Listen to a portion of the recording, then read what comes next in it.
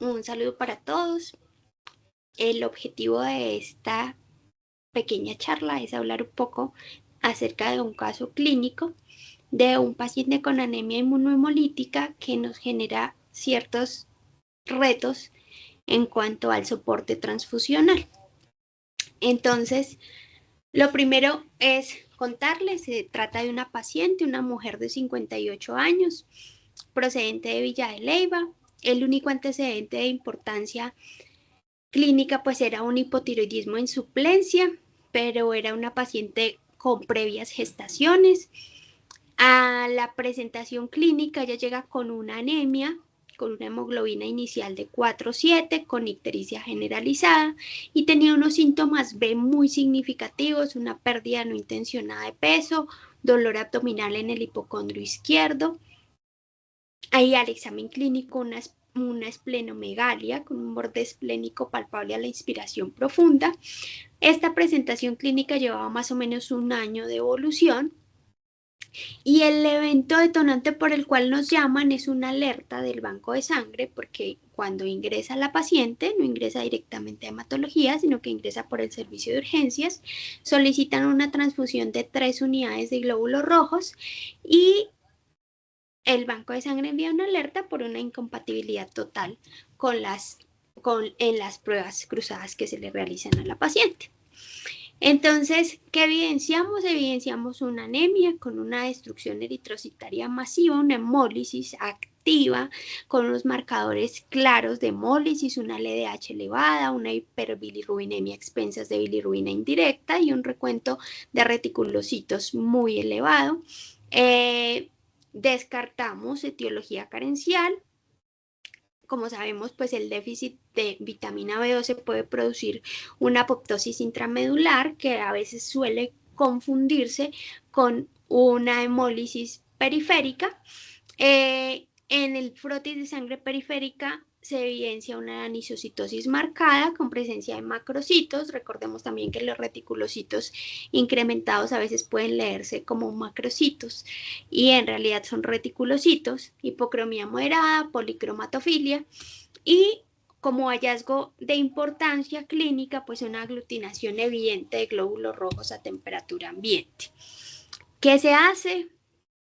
Tenemos una paciente con un autocontrol positivo, un rastreo de anticuerpos que es positivo y unas pruebas cruzadas que son todas incompatibles. Entonces, este autocontrol positivo nos ayuda a orientarnos un poco acerca de la alta carga inmunogénica que tiene la paciente, pero esta panaglutinación nos impide descartar la presencia de los anticuerpos ocultos y teniendo en cuenta que no podemos descartar la presencia de los anticuerpos, esto realmente nos genera un riesgo muy incrementado y una reacción hemolítica transfusional si transfundimos a ciegas.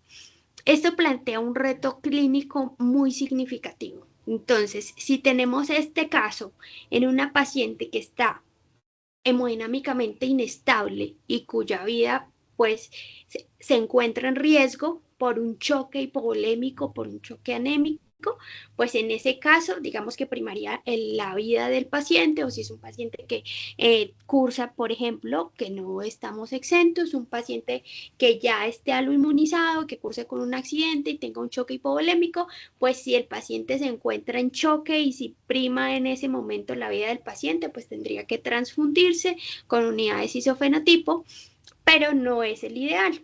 En un caso como este, una paciente que llega estable clínicamente y que probablemente esta anemia se ha instaurado, digamos que en un tiempo prolongado, lo cual le ha permitido a la paciente generar cierta compensación hemodinámica a la anemia, pues nos da tiempo de evaluar bien, realizar las pruebas adecuadas y buscarle las unidades adecuadas para la transfusión. ¿Qué encontramos en el perfil inmunológico? Tenemos un CUMS, hicimos CUMS directo que era positivo 4 cruces y un CUMS fraccionado en el cual también evidenciamos que era positivo en todas, era positivo fuerte y el monoespecífico también era positivo fuerte para todas las fracciones, tanto de complemento como de inmunoglobulinas. Acá nos plantea una pregunta clínica y es si realmente CUMS fraccionado es adecuadamente interpretable, teniendo en cuenta que la paciente desde el principio tenía autoaglutinación. Entonces es muy probable que si nosotros hubiésemos tratado previamente estos glóbulos rojos, tuviésemos otro perfil en el CUMS fraccionado. Sin embargo, pues tenemos en este momento, con los resultados que hay, una hemólisis por autoanticuerpos mixtos, tanto aglutininas frías como en caliente, y probablemente esto sea la causa de las reacciones, digamos que el bloqueo que hay en cuanto a las pruebas pretransfusionales. Entonces, ¿qué hacemos en este momento? Se hizo realmente digamos que absorción tanto autóloga como halogénica, y eso nos permitió, al realizar nuevamente las pruebas, darnos cuenta que la paciente no tenía haloanticuerpos, sino que únicamente tenía autoanticuerpos, y esto era lo que realmente estaba generando las alteraciones en las pruebas pretransfusionales. En este caso, se complementan los estudios, que eso se hizo, pues normalmente lo hacemos desde el ingreso de los pacientes, descartar todas las patologías que nos pueden generar una anemia autoinmune secundaria, ¿sí? O una anemia inmunohemolítica secundaria, y en este caso encontramos unos marcadores de autoinmunidad claros, uno SANA, uno anti-DNA fuertemente positivo, consumo de complemento, y tenía otra clínica sistémica adicional, tenía las poliartralgias, la caída de cabello, y eso nos ayudó a orientarnos más hacia la etiología de la anemia inmunohemolítica, que en este caso era un lupus eritematoso sistémico subyacente. Lo único que nunca nos gustó con esta paciente es que tenía hepatoesplenomegalia. Si bien el tamaño esplénico siempre fue como muy limítrofe, esa fue una cosa que estuvo siempre como dentro de las dudas diagnósticas. Sin embargo, ante la clara autoinmunidad de la paciente, se decidió iniciar manejo con corticosteroides. A esta paciente se le dio egreso. Posterior al egreso, la paciente presenta un nuevo cuadro. En esta ocasión presentó un dolor en miembro inferior izquierdo severo, limitante, y se evidencia una oclusión en la vena femoral superficial común, la ilíaca externa y la común. Entonces, esta es una de las cosas que hay que tener en cuenta como complicaciones frecuentes de los procesos hemolíticos, y es que estos pacientes tienen un riesgo trombótico incrementado. Entonces era una paciente que tenía una enfermedad autoinmune, un lupus eritematoso sistémico, que son pacientes que están inflamados y tienen más riesgo trombótico, y adicionalmente una anemia inmunohemolítica, y reingresa por un evento trombótico extenso. Dentro de los estudios de extensión, pues se le tendría que descartar un síndrome antifosfolipídico, lo cual se realizó y se descarta. Nuevamente presenta una crisis hemolítica. Pese al manejo con dosis altas de corticosteroides, se tiene una recaída muy temprana, y adicionalmente pues tenía la complicación trombótica. Entonces ya tenemos una cosa adicional, y es una paciente con complicaciones trombóticas, con una refractariedad a los corticosteroides, que tenía una hepatoesplenomegalia y unos síntomas B que nunca nos habían gustado clínicamente. Entonces, antes de pasar a una segunda línea de tratamiento, se realiza un aspirado y una biopsia de médula ósea, en los cuales no hay evidencia de población anormal, no había una clara infiltración clonal. Entonces, teniendo en cuenta estas características, teniendo en cuenta que ya habíamos descartado malignidad, se considera una anemia inmunohemolítica por anticuerpos mixtos refractaria a corticosteroides, y se decide iniciar tratamiento con terapia biológica anti-CD20 con rituximab.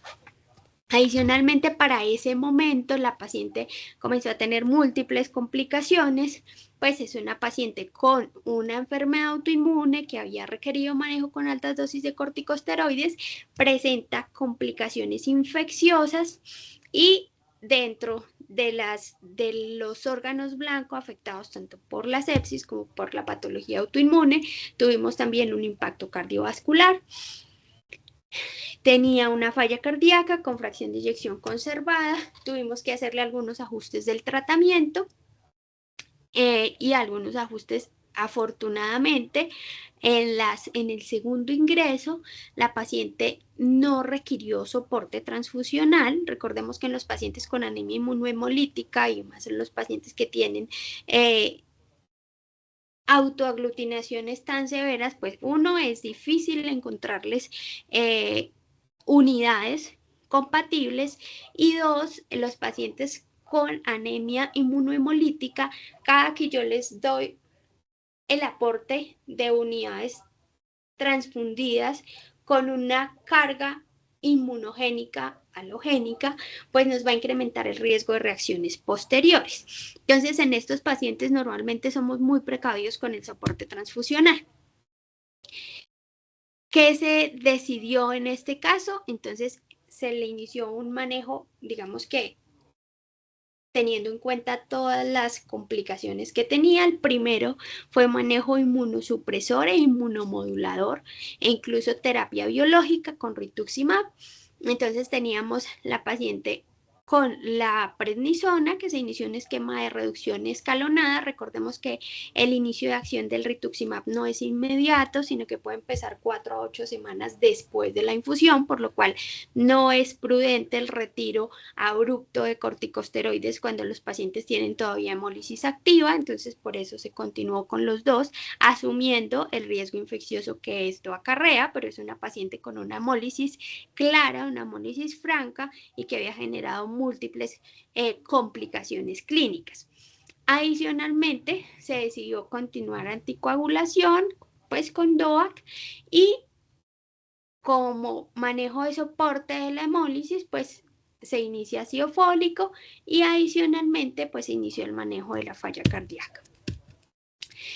¿Qué se logra posterior a la infusión, a la segunda infusión de rituximab y al manejo con corticosteroides? Logramos un adecuado control de la hemólisis para la semana 3, más o menos de estancia hospitalaria, porque fue una estancia hospitalaria prolongada. Recordemos que tuvo una complicación trombótica y complicaciones infecciosas, pero para la semana 3 la paciente presenta una mejoría marcada de la hemólisis y resolución parcial de la anemia, con una respuesta, digamos que hematológica parcial. Adicionalmente, los estudios de extensión pues tenía una disminución de los anti-DNA, mejoría del patrón de hemólisis, y en los estudios adicionales, recordemos que siempre quisimos descartar que no tuviera un componente maligno o clonal. Tenía unas cadenas livianas normales, una electroforesis negativa, y eso nos ayudó un poco a estar más tranquilos con respecto a la etiología maligna. Pues esta es una de las cosas que hay que tener particular atención en los pacientes que tienen anemia inmunohemolítica por anticuerpos mixtos. Finalmente, presenta una resolución de la sepsis, se disminuye el requerimiento de oxígeno, tuvo un COVID leve, no requirió ningún soporte ventilatorio adicional, y la clínica resuelve más o menos a los 7 días desde el inicio de los síntomas, y se decide dar egreso. Se continúa manejo conjunto con el servicio de reumatología y medicina interna. Y finalmente vamos a hablar de cuáles son, digamos que las perlas clínicas en cuanto al paciente con anemia inmunohemolítica. Entonces, uno es el reto del banco de sangre, es que esta panaglutinación que tienen los pacientes, sobre todo los pacientes con altas cargas de autoanticuerpos como la de esta paciente, pues se deben realizar técnicas avanzadas como la absorción autóloga y halogénica, que nos permite pues establecer cuál es el origen de los anticuerpos que nos están generando la alteración de las pruebas pretransfusionales.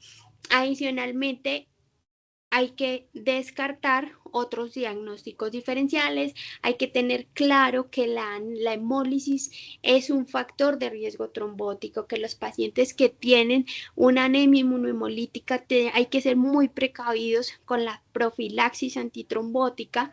Y lo siguiente es que los pacientes deben recibir un manejo multidisciplinario, porque muchos de estos pacientes tienen complicaciones sistémicas que van mucho más allá de la anemia.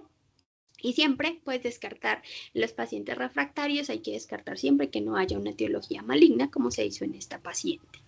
Esto sería básicamente como un reto y unas pequeñas perlas que esperamos les sean de utilidad en su práctica clínica y que sus pacientes tengan desenlaces favorables en unos manejos integrales y conjuntos entre banco de sangre y las subespecialidades y especialidades médicas respectivas. Muchas gracias.